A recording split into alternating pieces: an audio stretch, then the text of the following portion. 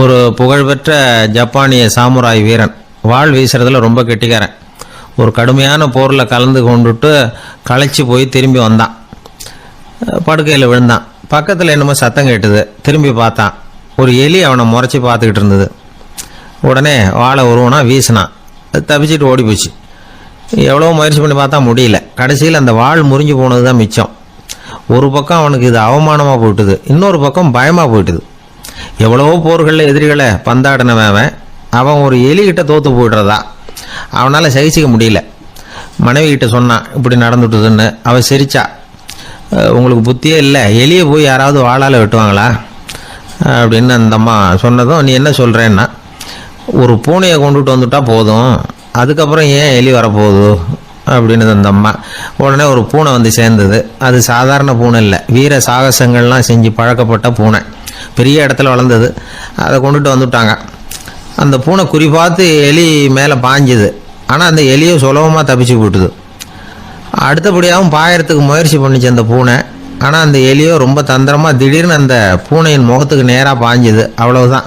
அந்த பூனை பயந்து போய் ஒரே தாவா தாவி ஜன்னல் வழியாக வெளியில் ஓடிப்போச்சு. அந்த வீரனுக்கு இது ஒரு பெரிய அதிர்ச்சியாக இருந்தது. அடுத்தபடியாக யோசனை பண்ணான். ராஜா வளர்த்துக்கிட்டு இருந்த அரண்மனை பூனையை ஒரு நாள் இரவலாக கேட்டு வாங்கிட்டு வந்தான். ஊர் உலகம்லாம் பேர் வாங்கின பூனை இது. அந்த பூனையாலும் அந்த எலியை ஒன்றும் செய்ய முடியல. வீரனுக்கு ரொம்ப அதிர்ச்சி. அந்த அரண்மனை பூனைகிட்டையே போய் புலம்புனான். அரண்மனை பூனையே, நீயே தோற்று போயிட்டியே, இனிமேல் நான் என்ன செய்ய முடியும்னா. அந்த பூனை சிந்திச்சுது. அப்புறம் சொல்லிச்சு, இந்த காரியத்துக்கு இந்த மேல்மட்ட விவகாரம்லாம் சரிப்பட்டு வராது. சாதாரண வீட்டு பூனை கிடச்சிதுன்னா அதை கொண்டுட்டு வந்து விட்டுப்பார் அப்படின்னுது. சாதாரண பூனையால் என்ன செஞ்சிட முடியும்னா இவன் நம்பிக்கை இல்லாமல். இப்போ அந்த அரண்மனை பூனை சொல்லிச்சு, பெரிய வீட்டு பூனையெல்லாம் நல்லா சாப்பிட்டு தூங்கி பழக்கப்பட்டிருக்கோம். அதுக்கெல்லாம் ராஜதந்திரம் தெரியும், ஆனால் எலி பிடிக்க தெரியாது. அதுக்கான வளர்ப்பும் இல்லை, பயிற்சியும் இல்லை. ஏன்னா அதுக்கெல்லாம் பசி கிடையாது. சாதாரண வீட்டு பூனை அப்படி இல்லை, பசிக்கு ஆகாரம் தேடி அலையும். எலிகளை பிடிச்சி சாப்பிட்டுட்டு தான் உயிர் வாழும். அதனால் அதுகளுக்கு எலியை பிடிக்கிற எல்லா உத்திகளும் தெரியும், எங்களுக்கு தெரியாது அப்படின்னுது. அது சரியே, அதுவும் பூனை தான், நீயும் பூனை தான், அதால் முடிகிற காரியம் ஏன் உன்னால் முடியல அப்படின்னு கேட்டான் இவன். இதுக்கு அந்த பூனை சொல்லிச்சு, இதே கேள்வியை நானும் கேட்டேன், உன்னுடைய தந்திர முறை என்னன்னு கேட்டேன். அதுக்கு பதில் சொல்லாமல் படுத்து தூங்கி போச்சு. அதை மறுபடியும் எழுப்பி கேட்டேன், அதுக்கு கோவம் வந்துட்டுது. இதில் என்ன தந்திர முறை வேண்டியிருக்கு? நான் ஒரு பூனை, அவ்வளவுதான். பூனைன்னா பூனை, பூனை எலியை பிடிக்கும், நான் எலியை பிடிக்கிறேன், அவ்வளவுதான்னுது அப்படின்னு சொல்லி விவரமாக சொல்லிச்சு அந்த அரண்மனை பூனை. உடனே ஒரு சாதாரண பூனையை கொண்டுட்டு வந்துட்டாங்க. கொண்டாந்து விட்டால் அது பார்க்குறதுக்கு ரொம்ப சாதாரணமாக தெரிஞ்சுது. இந்த வீரனுக்கு நம்பிக்கை வரல. இருந்தாலும் அதை கொண்டுட்டு வந்து வீட்டுக்குள்ளே விட்டான். ஒரே நிமிஷம் அந்த எலியை கவிட்டு வெளியில் ஓடிப்பிச்சு. மேலிடத்து பூனைகள்லாம் இதை வேடிக்கை பார்த்துக்கிட்டு வெளியில் நின்றுக்கிட்டு இருக்குது. எல்லாரும் மெதுவாக அந்த பூனையை நெருங்கி, உங்ககிட்ட அப்படி என்ன தனிப்பட்ட திறமை, அதோட ரகசியம் என்னன்னு கேட்டாங்க. அந்த சாதாரண பூனை ரொம்ப சாதாரணமாக சொல்லிச்சான், அதெல்லாம் எனக்கு தெரியாது, நான் பூனை, அவ்வளவுதான், நீங்களும் பூனையா இருங்க அப்படின்னு சொல்லிவிட்டு அந்த பூனை தன்னுடைய வாயில கவிய எலியோடு அங்கேருந்து நடந்து போச்சு. இந்த கதையிலேருந்து நாம் புரிஞ்சிக்க வேண்டிய தத்துவம் என்னன்னா, நீயாக இரு. இதுதான் அந்த தத்துவம். நம்ம ஒவ்வொருத்தருக்கு உள்ளேயும் ஒரு தனித்தன்மை இருக்குது. இதை அவங்கவுங்க புரிஞ்சுக்கிட்டு உண்மை இயல்பு புரிஞ்சுக்கணும். நம்முடைய இயல்பு என்னங்கிறது நமக்கு தெரியணும். அதை கண்டுபிடிக்கிறது தான் உண்மையான கலை. ஒரு பெரிய மனுஷன் வாயை அகலமாக திறந்து வச்சுட்டு தூங்கிட்டு இருந்தான். உடனே ஒரு எலி உள்ளே பூந்துட்டு தான். வீட்டு வேலையாள் டாக்டருக்கு ஃபோன் பண்ணான், எங்கள் முதலாளி வாய்க்குள்ளே ஒரு எலி பூந்துட்டுது டாக்டர் அப்படின்னா. நான் உடனே புறப்பட்டு வரேன், அதுக்கு முன்னாடி நீ ஒரு ரொட்டி துண்டை எடுத்து ஒரு வாய்க்கு முன்னாடி காட்டு, உள்ளே போன எலி வெளியில் வந்துடும்னார் டாக்டர். சரின்னு சொல்லிவிட்டான். கொஞ்ச நேரத்தில் டாக்டர் அங்கே போய் சேர்ந்தார். அப்போ வேலைக்காரன் ஒரு பெரிய மீனை அவர் வாய்க்கு நேராக இப்படியும் ஆட்டிக்கிட்டு இருந்தான். நான் ரொட்டி துண்டை தானே காட்ட சொன்னேன்னார் டாக்டர். அவன் சொன்னான், எலியை வெளியில் கொண்டுட்டு வர்றதுக்கு ரொட்டி துண்டை காட்ட சொன்னீங்க டாக்டர், அதுக்கப்புறம் அந்த எலியை துரத்திக்கிட்டு ஒரு பூனை உள்ளே போயிருக்கு, அதுக்காகத்தான் இந்த மீனை காட்டிகிட்டு இருக்கேன் நானா. இது எதுக்குன்னா இப்படி வேடிக்கையாக சொல்கிறது, பூனை பூனையாக இருக்க வேண்டும், எலி எலியாக இருக்க வேண்டும், மனுஷன் மனுஷனாக இருக்க வேண்டும் அப்படிங்கிறத புரிஞ்சுக்கிறது. நாம இருக்கிற வரை வெற்றி நிச்சயம். உழைப்பும் நேர்மையும் உயர்வதற்கு வழிகள். அதை விட்டுட்டு உட்கார்ந்த இடத்துல இருந்துகிட்டே உயர போகணும் அப்படின்னு கற்பனை பண்றாங்க. அந்த கற்பனையிலேயே பாதி வாழ்க்கை ஓடி போடுது. உழைப்புங்கிற வழியையும் நேர்மைங்கிற வழியையும் ஒதுக்கி விட்டு குறுக்கு வழியில ஓட நினைக்கிறவங்க குப்புற விழுந்து விடுறாங்க. எந்த தொழிலை நாம செய்தாலும் சரி, அந்த தொழிலுக்குரிய பெருமையை நாம புரிஞ்சுக்கிட்டு அதுல ஈடுபடணும். அப்படி இல்லாம என்ன சார் பொழப்புது, இந்த தொழிலை மனுஷன் செய்வானா அப்படி புலம்பிக்கிட்டு இந்த தொழிலையே செஞ்சுக்கிட்டு இருக்கிறவங்க நம்மள பல பேர் உண்டு. செய்யும் தொழிலே தெய்வம் அப்படின்னு சொல்றாங்கல்ல, அப்படி சொல்றது எதுக்காக?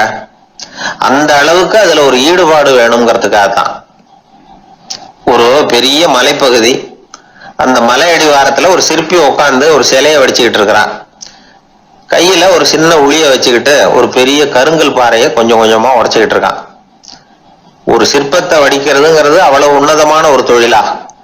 எல்லாராலையும் முடியுமா அது? அப்படி இருந்தும் அந்த சிற்பிக்கு மன நிறைவில்லை. அவன் நினைக்கிறான், இந்த கடுமையான வெயில்ல உட்கார்ந்து வேலை செய்யறது எவ்வளவு கஷ்டம். நாம ஒரு சிற்பியா இருக்கிறதுனால தானே சூரியன் கடுமையான வெப்ப கதிர்களை நம்ம மேல வீசுறான். நாமளே அந்த சூரியனா இருந்துட்டா இந்த கஷ்டம் இருக்காத.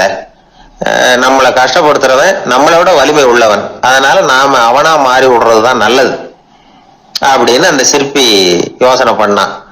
அவன் எண்ணம் உடனே நிறைவேறிட்டுது. இயற்கைங்கிற மாபெரும் சக்தி அவனை ஒரு சூரியனா மாத்தி விட்டது. சிற்பி இப்போ ஒரு சூரியனா மாறினான். இனிமே இந்த உலகத்துல நம்மளை விட வலிமை உள்ளவன் வேற யாரும் கிடையாது அப்படின்னு நினைக்க ஆரம்பிச்சுட்டான். அவனுக்கு மகிழ்ச்சியா இருந்தது. அந்த மகிழ்ச்சி அதிக நேரம் நீடிக்கல. ஏன்னா கொஞ்ச நேரத்துல ஆகாயத்துல கரிய மழை மேகங்கள் அப்படியே சூழ்ந்து வந்தது. சூழ்ந்து வந்த மேகங்கள் சூரியனை மறைக்க ஆரம்பிச்சது. இப்போ சூரியனா இருந்த அந்த சிற்பி நினைச்சு பாக்குறான், என்ன இது என்னையே இந்த மேகம் மூடி மறைக்குதுன்னா அது என்னை விட பெரிய ஆளா தான் இருக்கணும். அதனால இனிமே நாம சூரியனா இருக்கக்கூடாது, நாம மேகமா தான் இருக்கணும், அதுதான் கௌரவம் அப்படின்னு நினைக்க ஆரம்பிச்சிட்டான். இப்பவும் பாருங்க, இயற்கை அவனுடைய ஆசையை நிறைவேற்றி வச்சது. சூரியனா இருந்த சிற்பி மேகமா மாறினான். வான வீதியில அப்படியே உல்லாசமா வர ஆரம்பிச்சான். அந்த உல்லாசமும் அதிக நேரம் நீடிக்கல.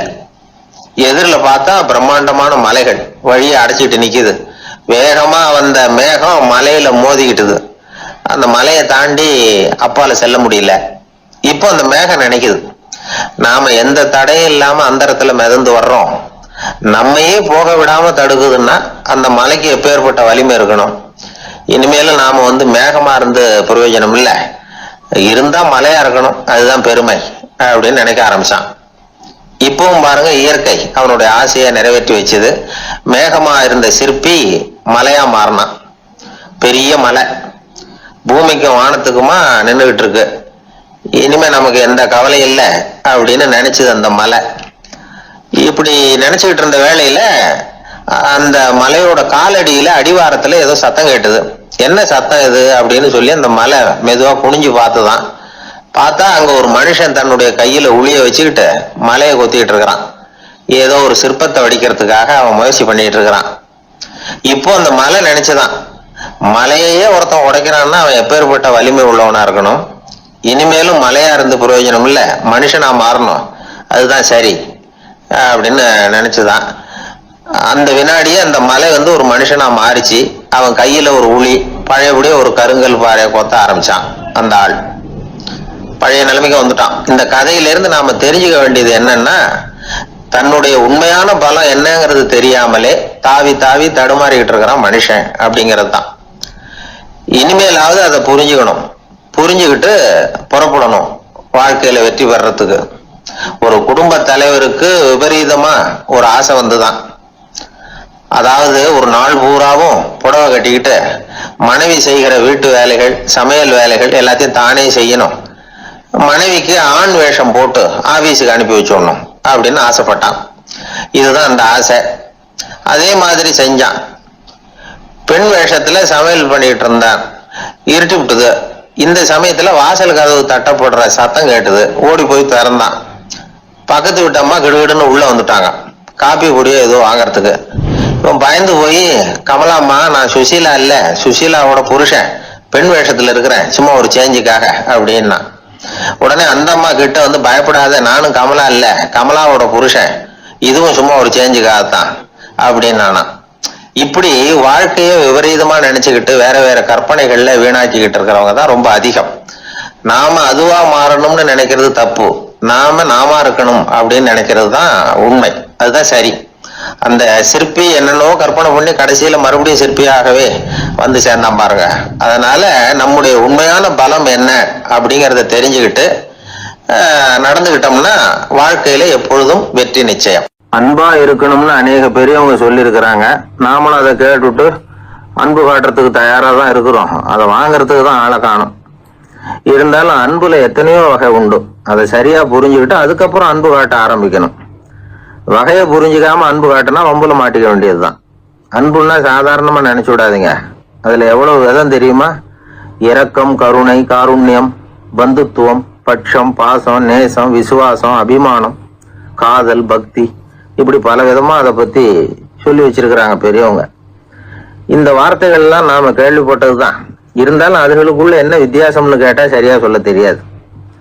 அதனால இந்த வார்த்தைகளுக்கெல்லாம் பெரியவங்க என்ன விளக்கம் சொல்றாங்கன்னு இப்ப பார்க்கலாம். எளியவர்கள் மேல செலுத்துற அன்பு இருக்கு பாருங்க, அதுக்கு இரக்கம்னு பேரு.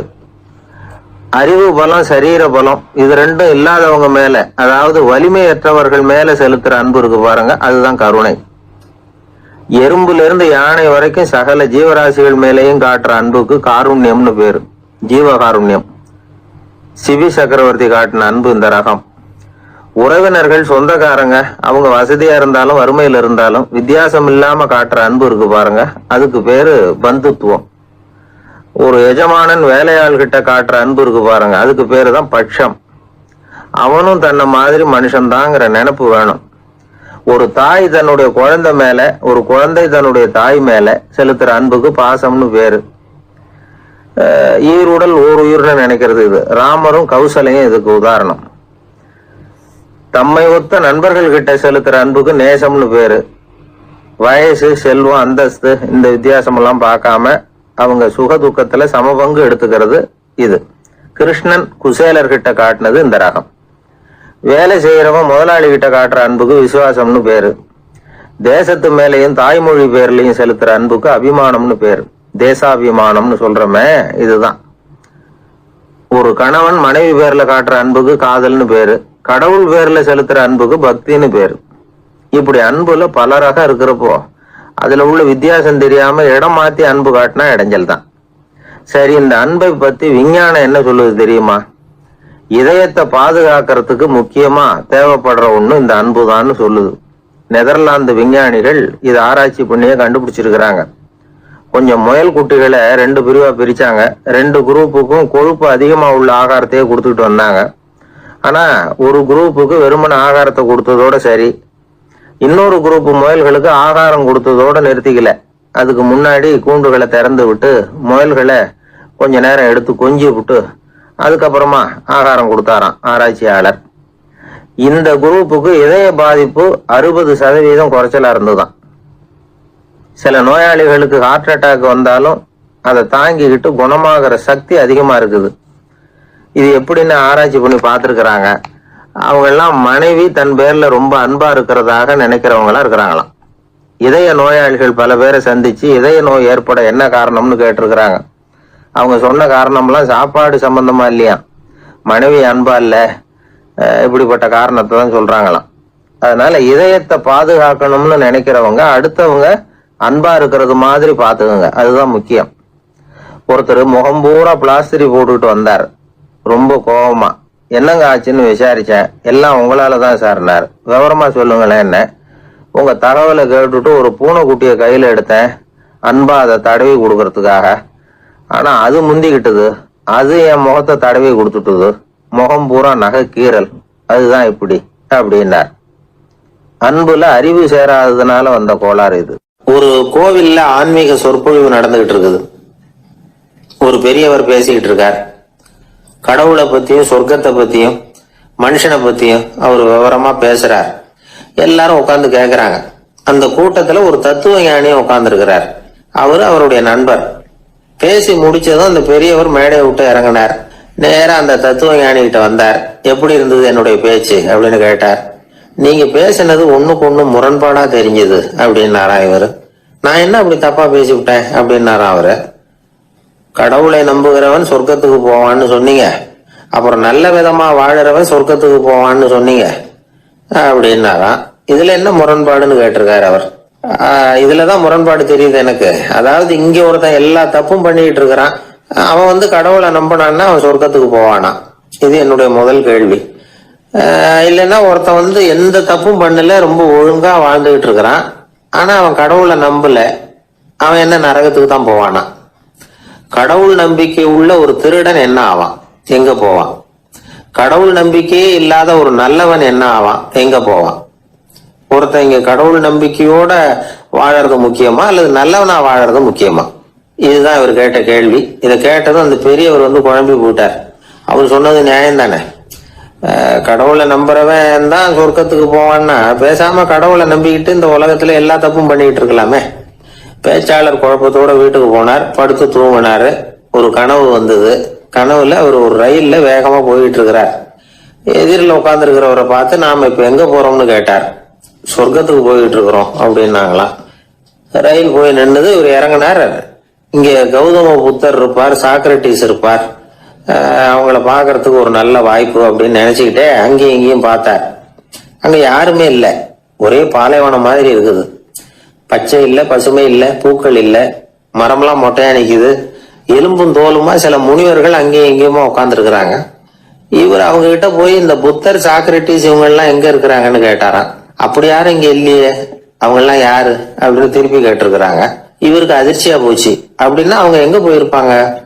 உடனே ரயில் நிலையத்துக்கு ஓடி வந்தார். அப்பதான் நரகத்துக்கு ஒரு ரயில் புறப்பட்டுக்கிட்டு இருந்தது அங்க இருந்து. அதுல ஏறி உட்கார்ந்தார். ரயில் வேகமா போச்சு. நரகம் நெருங்க நெருங்க காற்று குளிர்ச்சியா வீச ஆரம்பிச்சுதான். வெளியில பசுமையா இருந்துதான். அழகான மலர்கள், அழகான நீர்நிலைகள், நந்தவனங்கள், ரொம்ப அருமையா இருக்குது. ரொம்ப அங்க இருந்தவங்க எல்லாம் ரொம்ப மகிழ்ச்சியா உல்லாசமா வேற இருந்திருக்கிறாங்க. எங்க பார்த்தாலும் ஆடல் பாடல் உற்சாகம். இவர் ரயில விட்டு இறங்கினார். அவருக்கு சந்தேகம், இதுவா நரகம் அப்படின்னு விசாரிச்சிருக்காரு. ஆமா இதுதான் நரகம்னாங்களாம். எனக்கு ஒரு சந்தேகம் இருக்காரு, என்னன்னு கேட்டிருக்காங்க. கௌதம புத்தரும் சாக்ரட்டிஸும் லாவோஸும் இவங்க மாதிரி இன்னும் பல பேரும் கடவுள் நம்பிக்கை இல்லாதவங்க, அவங்க எல்லாம் இங்க இருக்கிறாங்களா அப்படிங்கறதுதான் என்னுடைய சந்தேகம் அப்படின்னாரா. இப்ப அவங்க சொல்லியிருக்கிறாங்க, இப்ப நீங்க பாக்குறீங்களே பசுமையும் பச்சை பயிர்களும் ஆடல் பாடல்களும் அழகிய மலர்களும், இது எல்லாமே கௌதம புத்தரும் சாக்ரட்டிஸும் அது மாதிரி மகான்களும் இங்க வர ஆரம்பிச்ச பிறகுதான் உண்டாக ஆரம்பிச்சது. இந்த பிரதேசத்தை அவங்க வந்து அப்படியே மாத்திவிட்டாங்க. இப்போலாம் இங்க இருக்கிறவங்க யாரும் சொர்க்கத்துக்கு போறதுக்கே ஆசைப்படுறது இல்லை அப்படின்னாங்களாம். இந்த அதிர்ச்சியிலேயே அந்த பெரியவர் கனவு கலைஞ்சி மூழ்கிக்கிட்டார். இதுல இருக்கிற கருத்து என்னன்னா, நல்லவர்கள் எங்க இருக்கிறாங்களோ அந்த இடத்துக்கு பேர் தான் சொர்க்கம்.